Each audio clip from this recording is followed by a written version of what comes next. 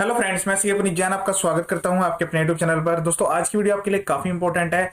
मैं यहां पर आज आपको बताने वाला हूं जीएसटी में जो रेंटल सर्विस है उस पर जीएसटी किस तरह से चार्ज किया जाएगा।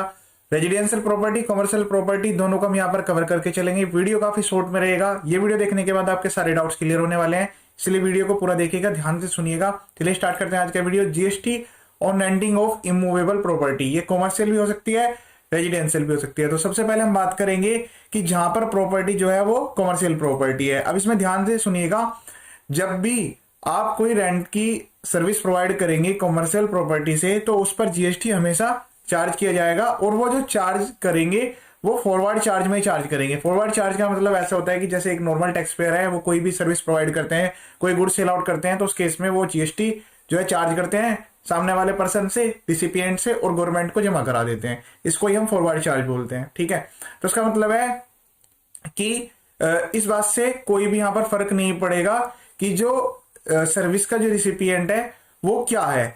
अगर प्रॉपर्टी कमर्शियल है तो उस केस में जैसे ही वो सर्विस प्रोवाइडर है उसके ऊपर रेलेवेंस आएगा कि वो रजिस्टर्ड है जीएसटी में या नहीं है। ठीक है, तो अगर जो सर्विस प्रोवाइडर है वो रजिस्टर्ड पर्सन है तो वो जीएसटी चार्ज करेगा, अगर रजिस्टर्ड नहीं है तो वो जीएसटी चार्ज नहीं करेगा। रजिस्टर्ड नहीं है का क्या मतलब है, इसमें भी जो थ्रेशोल्ड लिमिट है जीएसटी के अप्लाई होने की वो अप्लाइड होती है। सर्विस के केस में 20 लाख है, कुछ स्टेट में 10 लाख है, उसके लिए सेपरेट वीडियो मैंने अपने चैनल पर अपलोड किया हुआ है, स्टेट वाइज जीएसटी के एप्लीकेबल की लिमिट। तो अगर बात करें कि कॉमर्शियल प्रॉपर्टी के केस में जो जीएसटी था वो कभी भी एग्जेम्प्ट नहीं था, कभी भी एग्जेम्प्ट नहीं था। जब से स्टार्टिंग में जीएसटी आया था तब भी एग्जेम्प्ट नहीं था। तो जो सर्विस प्रोवाइडर है अगर वो जीएसटी में थ्रेशोल्ड लिमिट के अकॉर्डिंग रजिस्ट्रेशन लेने के लिए लायबल है तो वो जीएसटी चार्ज करेंगे और अपना जीएसटी पे करेंगे। ठीक है, अब हम बात करते हैं कि जो आईटीसी है, आईटीसी जो है, अब रिसिपिएंट के पर्पज से हम बात करें तो जो आईटीसी है कॉमर्शियल प्रॉपर्टी के रिगार्डिंग, तो आईटीसी जो है वो रिसिपिएंट क्लेम कर सकता है अगर वो उसको फर्दर अपने बिजनेस के लिए यूज कर रहा है। अगर यहां पर वो पर्सनल पर्पज के लिए यूज करता है रेजिडेंशियल प्रॉपर्टी को तो आईटीसी नहीं मिलेगा, सेक्शन 17 सबसेक्शन 5 में ब्लॉक्ड है। तो सिंपल से मीन्स आ गया कमर्शियल प्रॉपर्टी के केस में मैंने आपको बता दिया। नेक्स्ट चलते हैं रेजिडेंशियल प्रॉपर्टी। ये वीडियो काफी शॉर्ट में है, 2 सेकंड के अंदर अंदर आपके सारे डाउट यहां पर क्लियर होने वाले हैं। Taxability of renting of residential property. अब जो ये लेटेस्ट अमेंडमेंट आया था जो 18 जुलाई से अप्लाई था, इसको लेकर काफी कंफ्यूजन आ रहे थे। चैनल पर मैंने पहले भी एक वीडियो अपलोड किया था, उसमें आपको डाउट्स आ रहे थे। अब यहां पर मैं आपको क्लियर बता दूं कि जो रेजिडेंशियल प्रॉपर्टी है वो पहले एग्जाम्प्ट हुआ करती थी कि अगर कोई रेजिडेंशियल प्रॉपर्टी रेंट पर देता है तो वो एग्जाम्प्ट है। तो उस एग्जाम्पशन को यहां पर इन्होंने विड्रॉ कर लिया, पर विड्रॉ इसमें भी क्या है कि जो एग्जाम्पशन है वो अभी भी अवेलेबल है, पर वो पार्शियली अवेलेबल होगी। एग्जाम्पशन किस तरह से अप्लाइड होगी वो आप ध्यान से देखिएगा। ये एग्जाम्पशन जो है विड्रॉ की गई है किस केस में, जहां पर जो रेजिडेंशियल प्रॉपर्टी है वो रेंटेड की जा रही है एक रजिस्टर्ड पर्सन को। ध्यान से देखिए, रेजिडेंशियल प्रॉपर्टी अगर रजिस्टर्ड पर्सन को दी जा रही है तब ये वाली जो नई नोटिफिकेशन आई है वो अप्लाई होगी।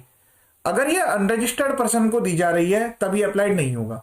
अब यहां पर ये आप लिख लीजिए, नोट कर लीजिए कि रेजिडेंशियल प्रॉपर्टी अगर रजिस्टर्ड पर्सन, यहां पे रिसिपिएंट जो है वो रजिस्टर्ड पर्सन है, वो अपने बिजनेस के लिए यूज कर रहा है या रेजिडेंस पर्पज के लिए यूज कर रहा है वो मैटर नहीं करता। ठीक है, फिर जीएसटी चार्ज होगा, उस केस में जीएसटी चार्ज किया जाएगा। और जहां पर रेजिडेंशियल प्रॉपर्टी को रेंट पे दिया गया है, मतलब जो रजिस्टर्ड पर्सन है, रेसिपिएंट यहां पर रजिस्टर्ड है, तो यहां पर जो जीएसटी चार्ज होगा वो रिवर्स चार्ज मैकेनिज्म में चार्ज होगा। रिवर्स चार्ज का मतलब है जो रिसिपिएंट ऑफ सर्विस है, रेंटल की सर्विस है, रिसिपिएंट वो रिसीव कर रहा है, तो वो रिवर्स चार्ज के केस में उस पर जीएसटी जमा करेगा।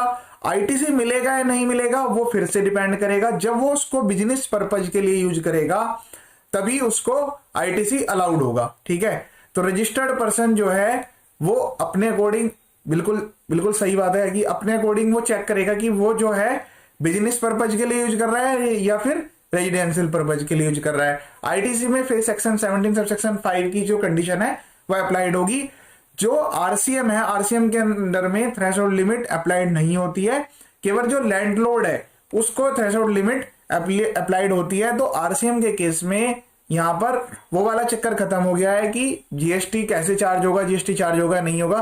तो रजिस्टर्ड पर्सन है, रजिस्टर्ड पर्सन ने रजिस्ट्रेशन लिया हुआ है, तो वो जो लिमिट है वो यहाँ लिमिट काम नहीं करेगी, बट लैंडलॉर्ड के केस में वो लिमिट अप्लाइड होगी। अब हम आईटीसी की बात करें तो जहां पर आईटीसी है वो तभी अप्लाइड होगा जब वो क्रेडिट क्लेम करेगा पर्सन। क्रेडिट कब क्लेम करेगा कि वो कॉमर्शियल पर्पज के लिए यूज करेगा। रेजिडेंशियल पर्पज के लिए भी वो आईटीसी तभी यूज कर पाएगा तब वो अपने बिजनेस के लिए उस रेजिडेंशियल प्रॉपर्टी को यूज कर रहा होगा। यहां पर बात हो रही है रेजिडेंशियल प्रॉपर्टी की, बट उसका जो नेचर है, नेचर का मीन जो है वो बिजनेस के लिए ही यूज होना जरूरी है। बस इस बात का आप ध्यान रखिएगा, रिसिपिएंट के लिए जो है वो क्रेडिट पर्पज जो है सेक्शन 17 सबसेक्शन 5 में ही देखा जाएगा। अब इसके लिए एक छोटा सा मैंने टेबल बनाया हुआ है, वो आप एक बार टेबल यहां पर देख लीजिएगा तो सारी चीजें आपको क्लियर हो जाएगी।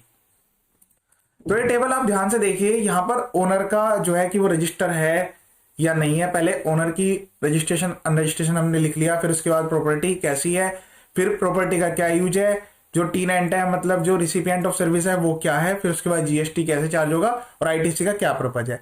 तो इस तरह से पहली लाइन में अगर हम देखें यहाँ पर तो ये रजिस्टर्ड पर्सन है, कॉमर्शियल है, रेजिडेंस प्रॉपर्टी जो है वो रेजिडेंशियल पर्पज से है, टीनेंट जो है रजिस्टर्ड है या अनरजिस्टर्ड है, जीएसटी फॉरवर्ड चार्ज में लगेगा और आईटीसी तो नहीं मिलेगा क्योंकि पर्पज यहाँ पर रेजिडेंशियल आ गया। फिर आ गया सेम वही लाइन कॉपी हो गई, बट यहाँ पर पर्पज जो है वो बिजनेस पर्पज है तो रजिस्टर है, फिर यहाँ पर जीएसटी फॉरवर्ड चार्ज में लगेगा, आईटीसी को मिल जाएगा। अब यहाँ पर बात कर रहे हैं जो ओनर है वो अनरजिस्टर्ड है पहली लाइन में, फिर जो प्रॉपर्टी है कॉमर्शियल है तो यहाँ पर कोई जीएसटी नहीं लगेगा, आईटीसी का मतलब ही नहीं आता। इसी तरह से जो ओनर है वो अनरजिस्टर्ड है, प्रॉपर्टी कॉमर्शियल है, प्रॉपर्टी का चाहे कुछ भी यूजर हो, लेकिन जो टीनेंट है वो भी अनरजिस्टर्ड है, फिर भी जीएसटी नहीं लगेगा। अब यहाँ पर है कि ओनर जो है वो अनरजिस्टर्ड है, प्रॉपर्टी रेजिडेंशियल है, कोई भी यूज हो, टीनेंट भी अनरजिस्टर्ड है तो कोई भी जीएसटी चार्ज नहीं होगा, आईटीसी का मतलब ही नहीं होता। फिर हम यहाँ पर बात कर रहे हैं रजिस्टर्ड है या अनरजिस्टर्ड है, ओनर की अब बात आ गई। अब यहाँ पर जो प्रॉपर्टी है रेजिडेंशियल हुई है ना, तो उसके केस में वो कंडीशन जो अप्लाई हुई है उसी के केस में यहाँ पर बात हो रही है कि यूज जो है वो रेजिडेंशियल पर्पज है, टीनेंट रजिस्टर्ड है। अब यहाँ पर रजिस्टर जैसे ही हुआ ना वो तो उसको आरसीएम में पे करना पड़ जाएगा, बट यहाँ पर चूंकि वो अपने रेजिडेंशियल पर्पज के लिए यूज कर रहा है तो उसको आईटीसी अलाउड नहीं होगा। अब यहाँ पर नेक्स्ट आता है वो ओनर रजिस्टर्ड है, अनरजिस्टर्ड है, प्रॉपर्टी रेजिडेंशियल है, पर्पज बिजनेस है, टीनेंट रजिस्टर्ड है तो जीएसटी जो है आरसीएम में लगेगा और उसको अलाउड हो जाएगा। नेक्स्ट केस आता है जहां पर ओनर रजिस्टर्ड है, प्रॉपर्टी रेजिडेंशियल है, प्रॉपर्टी का यूज बिजनेस है, टीनेंट अनरजिस्टर्ड है तो फॉरवर्ड चार्ज यहां पर अप्लाई होगा। फिर उसके बाद आईटीसी की तो नॉट एप्लीकेबिलिटी आएगी क्योंकि जो टीनेंट है वो तो अनरजिस्टर्ड है। फिर यहां पर आया owner register, property residential, use of property residence, टीनेंट जो है वो अनरजिस्टर्ड है, जीएसटी एग्जम्प्ट है इस केस में, ठीक है। तो यहां पर आईटीसी भी नॉट अलाउड। इस हिसाब से आप इस टेबल को देखकर अपने जो लायबिलिटी है उसको मैच कर सकते हैं कि आप कौन सी पोजीशन में यहां पर कवर हो रहे हैं, रजिस्टर, अनरजिस्टर, कमर्शियल, रेजिडेंशियल। इसके हिसाब से आप एप्लीकेबिलिटी को चेक कर सकते हैं। इस वीडियो को आप शेयर भी कीजिएगा ताकि कोई भी कंफ्यूजन ना रहे और कोई भी गलत तरीके से नॉन कंप्लायंस में ना जाए कि भाई उनको आरसीएम फॉलो करना था या फॉरवर्ड चार्ज में जीएसटी अप्लाई करना था और उन्होंने कंप्लायंस नहीं किया, क्योंकि नॉन कंप्लायंस के साथ साथ टैक्स के साथ साथ आपको पेनल्टी और इंटरेस्ट भी अप्लाइड होते हैं। इसी तरह के काफी सारे वीडियो मेरे चैनल पर अपलोडेड हैं जिसमें लेटेस्ट अपडेट भी है, जीएसटी के रूल्स भी हैं, उसके अलावा प्रोसेसिंग वीडियोस भी हैं, रजिस्ट्रेशन की वीडियो भी है, इनकम टैक्स और जीएसटी से रिलेटेड। आप एक बार चैनल पर विजिट कर सकते हैं, आपको 100% बेनिफिट मिलेगा। ये वीडियो देखने के लिए थैंक यू सो मच।